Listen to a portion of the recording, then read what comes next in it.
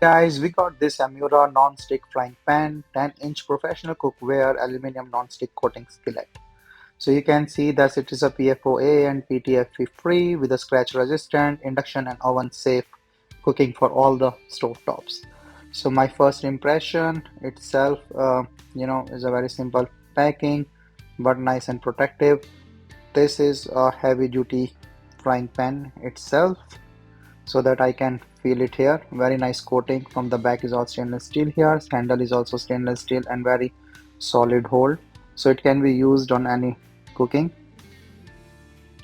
It's a very professional cooking, more durable as you can see with the hinges. So it's more durable size and very nice coating and heavy duty pan.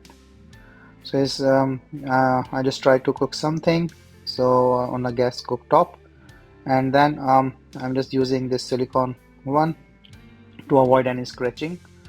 And this one, excellent with the 6 layers of different thing, and you can use this pan for anything. So boiling is very quick. The heat distribution is well, as you can see it here.